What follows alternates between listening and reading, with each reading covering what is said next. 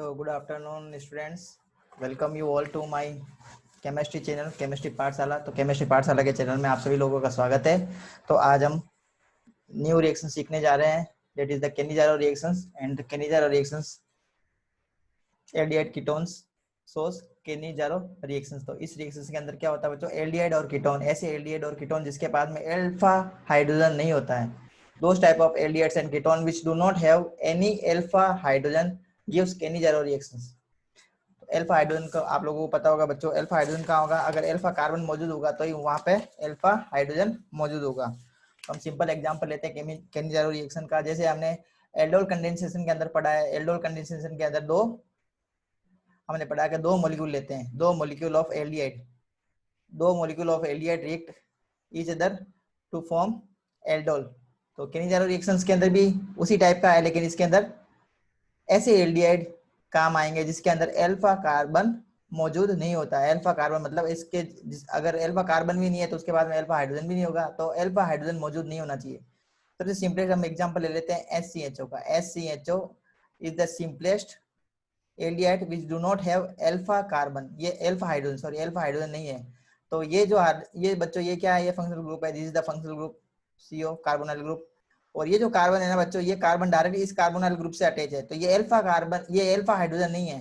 Alpha hydrogen कब मौजूद होगा, जब फंक्शनल ग्रुप से क्या जुड़ा हुआ हो, कार्बन जुड़ा हुआ हो, उस कार्बन पे क्या मौजूद हो, हाइड्रोजन मौजूद हो, तो उसको हम क्या बोलेंगे, अल्फा हाइड्रोजन। ये अल्फा कार्बन और ये जो तीन लगे हुए हैं हाइड्रोजन, ये क्या है, अल्फा हाइड्रोजन।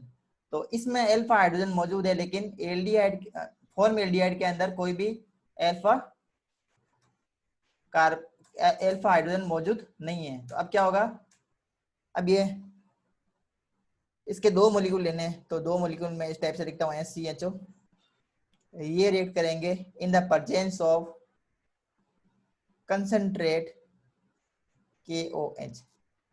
एल्कली चाहिए हमें, और एल्कली यहाँ पे हम क्या लेंगे, कंसंट्रेट KOH लेंगे। तो यहाँ पे क्या होगा, फॉर्मेल्डिहाइड का डिस्प्रोपोर्शनेशन रिएक्शन होगी। डिस्प्रोपोर्शनेशन रिएक्शन का मतलब है formaldehyde oxidise and reduces itself. Formaldehyde का खुद का क्या होगा, ऑक्सीडेशन होगा, और इसी का क्या होगा, रिडक्शन होगा। तो अगर इसका मैं ऑक्सीडेशन करवाता हूँ, किसी भी एक मॉलिक्यूल का ऑक्सीडेशन करवाता हूँ, तो ऑक्सीडेशन एल्डिहाइड ऑक्सीडाइज होकर क्या बनाते हैं, एल्डिहाइड को जब हम ऑक्सीडाइज करवाते हैं तो कार्बोक्सिलिक एसिड बनता है। Carboxylic acid we get by the oxidation of aldehyde. Aldehyde का अगर हम ऑक्सीडेशन करवाते हैं तो क्या मिलता है, कार्बोक्सिलिक एसिड। एल्डिहाइड का अगर हम ऑक्सीडेशन करवाएंगे तो कार्बोक्सिलिक एसिड मिलेगा। तो यहाँ पे जो कार्बोक्सिलिक एसिड मिलेगा वो हमें कौन सा मिलेगा, इस सोल्ट का कार्बोक्सिलिक एसिड मिलेगा। तो इस सोल्ट का मैं कार्बोक्सिलिक एसिड लिखता हूँ COK। This is the potassium salt of formic acid, potassium salt of formic acid, और potassium salt of methanoic acid. बात समझ में आ गई होगी आप लोगों को।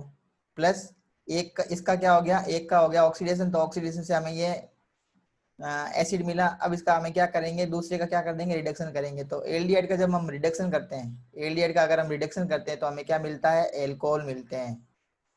by reduction of aldehydes gives us alcohol and by the oxidation of aldehydes gives us carboxylic acid। तो इसका अगर मैं ऑक्सीडेशन, इसका रिडक्शन करवाऊं तो रिडक्शन करवाने से हमें क्या मिलेगा, HCHHOH। इसका मतलब ये क्या फॉर्मूला है, this is the CH3OH, this is the methanol.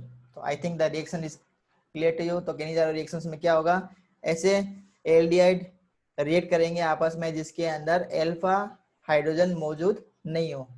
अगर एल्डिहाइड के अंदर अल्फा हाइड्रोजन मौजूद नहीं है तो वो कंसंट्रेट KOH के साथ में गर्म करने पर क्या होगा, उनका डिस्प्रोपोर्शनेशन रिएक्शन होगी। डिस्प्रोपोर्शनेशन रिएक्शन का मतलब है फॉर्मेल्डिहाइड का एक मॉलिक्यूल क्या हो जाएगा, ऑक्सीडाइज हो जाएगा, और दूसरा मॉलिक्यूल किसके अंदर कन्वर्ट हो जाएगा, एल्कोहल के अंदर कन्वर्ट हो जाएगा, रिडक्शन होके।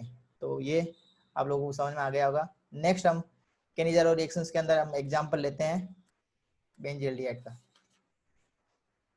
तो ये एग्जांपल ले लेते हैं बेंजील्डिहाइड का। ये मैं बना देता हूँ benzaldehyde, this is the molecule of बेंजील्डिहाइड।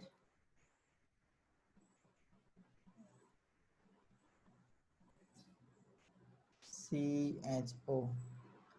दो मॉलिक्यूल लेने हैं हमें बेंजल्डिहाइड के, ये दो मॉलिक्यूल ले लिए बेंजल्डिहाइड के। This is the two molecule of benzaldehyde react in the presence of concentrate KOH, और इसको हम हीट करते हैं। कहीं पे भी ये दिख जाए बच्चों, KOH दिख जाए हमें, कंसंट्रेट KOH दिख जाए और हीट दिख जाए। यहाँ पे मैंने CHO नहीं लगाया, मैं यहाँ पे CHO लगा देता हूँ। ये इसमें लगा हुआ है CHO, this is the CHO मैंने यहाँ पे नीचे लिख दिया है। ठीक है, अगर कहीं पे भी मॉलिक्यूल में हमें KOH दिखे और साथ में उसको गर्म करना पड़े, तो किसका एग्जाम्पल होगा? ये केनिज़ारो रिएक्शंस का एग्जाम्पल होगा। तो केनिज़ारो रिएक्शन से हमें क्या मिलेगा? कार्बोक्सिलिक एसिड मिलेगा, और साथ में हमें क्या मिलेगा? कार्बोक्सिलिक एसिड के साथ में और हमें क्या मिलने वाला है?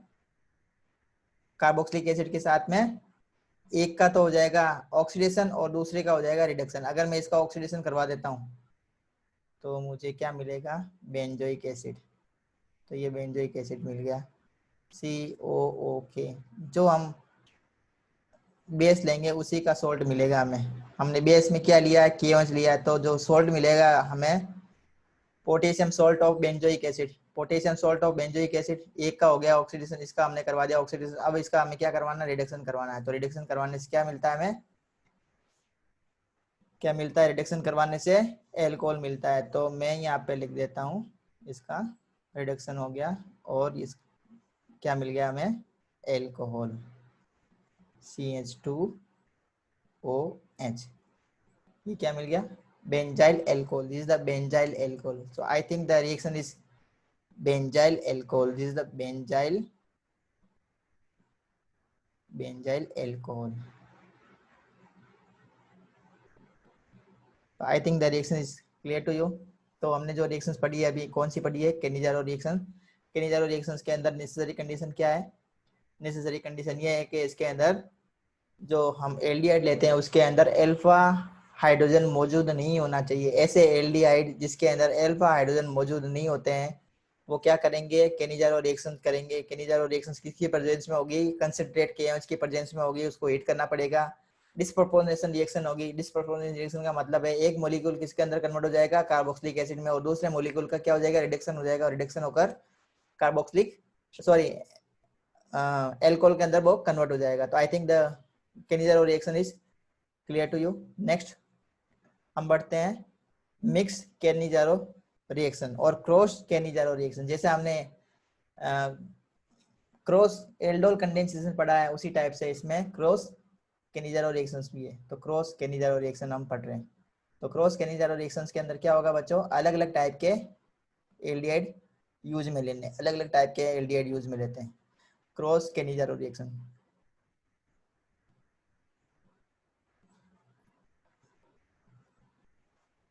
क्रॉस केनिज़ारो रिएक्शन, तो अलग अलग टाइप के मॉलिक्यूल लेने हैं। कौन से? एल्डिहाइड के। तो पहला मॉलिक्यूल मैं ले लेता हूं, ये क्या है बच्चों? बेंजल्डिहाइड। दूसरा मैं मॉलिक्यूल ले लेता हूं SCHO।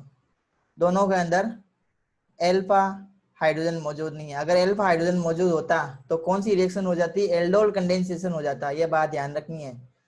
केनिज़ारो रिएक्शन और एल्डोल कंडेंसेशन के अंदर सिर्फ एक ही डिफरेंस है, केनिज़ारो रिएक्शंस के अंदर एल्फा हाइड्रोजन मौजूद नहीं होता है, जबकि एल्डोल कंडेंसेशन के अंदर एल्फा हाइड्रोजन की मौजूदगी बहुत ज्यादा जरूरी है, तभी एल्डोल कंडेंसेशन होगा। अगर एल्फा हाइड्रोजन नहीं हुआ तो एल्डोल कंडेंसेशन नहीं होगा। केनिज़ारो रिएक्शंस के अंदर एल्फा हाइड्रोजन नहीं होना चाहिए। अगर एल्फा हाइड्रोजन हुआ तो केनिज़ारो रिएक्शन नहीं होगी। और ऐसे कंपाउंड जिसके अंदर एल्फा हाइड्रोजन नहीं होते हैं वो केनिज़ारो रिएक्शन देते हैं in the presence of KOH। Aldol condensation भी बेस की प्रेजेंस में होता है, केनिज़ारो रिएक्शंस भी बेस की प्रेजेंस में होती है। दोनों में सिर्फ एक ही डिफरेंस है, एल्डोल कंडेंसेशन के अंदर एल्फा हाइड्रोजन नेसेसरी कंडीशन है और केनिज़ारो रिएक्शंस के अंदर एल्फा हाइड्रोजन मौजूद नहीं होना चाहिए। ये रिएक्शन करेंगे। अब ये रिएक्शन करके क्या बनाएंगे? एक का ऑक्सीडेशन होगा और एक का रिडक्शन होगा। अब बात यहाँ पे आती है बच्चों कि किसका ऑक्सीडेशन करवाएं किसका रिडक्शन करवाएं, क्योंकि यहाँ तो दोनों मॉलिक्यूल अलग अलग है। तो जो बड़ा मॉलिक्यूल होता है बच्चों, जो बड़ा मॉलिक्यूल होगा उसका होगा रिडक्शन, जो छोटा मॉलिक्यूल होगा उसका ऑक्सीडेशन होगा। जो बड़ा मॉलिक्यूल होगा उसका होगा रिडक्शन, जो छोटा मॉलिक्यूल होगा उसका ऑक्सीडेशन होगा। तो इसका मैं ऑक्सीडेशन करवाता हूँ in the presence of KOH। साथ में इसको क्या करना है, गर्म करना है। तो इसका मैं ऑक्सीडेशन करवाऊंगा तो क्या मिलेगा हमें, कार्बोक्सिलिक एसिड मिलेगा। किसका, potassium salt of carboxylic acid. तो कार्बोक्सिलिक एसिड मिलेगा HCOO। बात समझ में आ गई। अब इसका मैं क्या करवाता हूँ, रिडक्शन करवाता हूँ। बड़े का क्या होता है, रिडक्शन होता है हमेशा, छोटे का क्या होता है, ऑक्सीडेशन होता है। ये बात हमेशा ध्यान रखना है। तो इसका मैं रिडक्शन करवाऊंगा तो हमारे पास में जो प्रोडक्ट मिलेगा वो ये मिलेगा,